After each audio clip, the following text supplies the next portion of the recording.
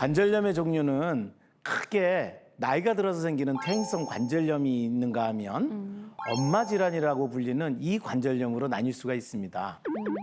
박사님, 이 엄마 질환이라고 불리는 관절염이면 그러면 이 아빠는 안 걸리는 거예요? 아, 형님. 유쾌하다. 아빠 관절염은 아니니까.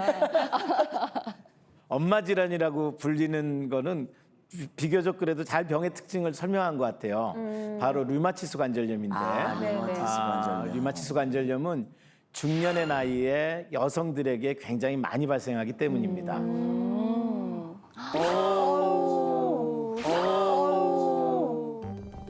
한번 좀 보시면 손이 막 다 이렇게 휘셨어요. 나이가 드셔서 생기는 관절염은 손가락 마디 끝이 조금 휘고 좀 변형의 정도가 다르지만 이렇게 손 중간서부터 이제 휘면서 주먹 쥐기가 힘든 그런 식의 변형을 일으키는 것은 대표적인 염증성 질환인 류마티스 관절염에서 일어납니다.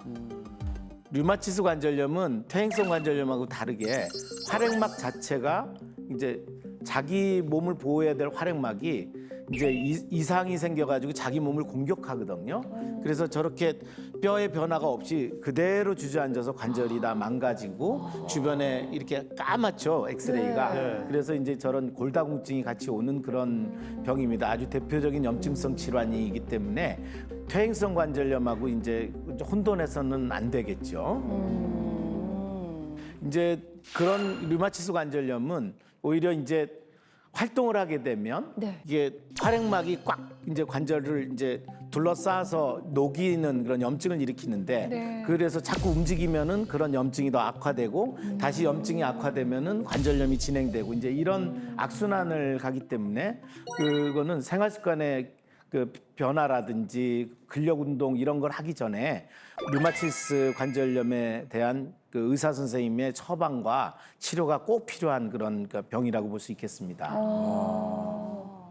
아니 제 주변에 코로나에 걸리고 나서 그 관절이 아파가지고 그냥 아프겠거니 하고서 그냥 냅뒀대요. 근데 이게 심해져가지고 병원에 갔더니 이게 류마티스 관절염이라고 하더라고요. 아니 근데 이게 류마티스 관절염인지 아닌지 이거를 판단할 수 있는 방법이 있을까요? 아침에 일어날 때 뻣뻣한 정도가 이게 아무리 해도 잘 안 구부려지고 뻣뻣한 게 1시간 이상 간다. 그러면은 이것은 그 퇴행성 관절염보다는 류마티스 관절염이 의심되는 그런 상태죠. 왜냐하면 염증성 질환이기 때문에 안 풀리는 거거든요. 아침에 그래요? 예, 많이 써서 그냥 좀 고생해서 생기는 관절염은 조금 움직이면 풀려요. 그런데 1시간 이상 지속되는 뻣뻣함, 조조강직이라고 그러죠. 조조강직. 주로 그게 1시간 이상 지속되면 류마티스 관절염을 의심해 볼 수 있겠습니다. 저도 이제 운동할 때 어깨가 많이 아팠잖아요. 진짜 이 조조강직 공감해요. 이 공을 많이 던지면 아침에 일어나서 어깨를 아무리 돌리고 돌려도 진짜 뻑뻑한 느낌. 그리고 뭐 이 옷걸이에서 옷 꺼내다가 뭐 갑자기 아이고야. 막 손가락 뜨다가 막 내 어깨 막 이런 적이 진짜 많거든요. 장마철이 되면요, 그 관절염으로 지킬 박사님을 찾아오는 환자분들이 굉장히 많으실 것 같아요. 류마티스 관절염은 특징적으로 좀 문제가 있습니다. 이제 장마철 요 수치를 보면 류마티스 관절염은 이 6월달 장마철에 이제 피크를 해서 여름에 비가 많이 오는 때 이제 올라가게 돼 있는데 그러니까 면역성 질환이기 때문에 병 자체에 그 발병이 여름에 많이 된다기보다는 환자분들이 이 저기압 상태 때 통증이 오기 시작하니까 병원에 오는 확률이 굉장히 높아지기 때문에 장마철에는 1시간 이상 이게 손이 굳는다. 그러면 류마티스 관절염을 한번 의심하고 병원에 가서 검사를 하실 필요가 있겠습니다.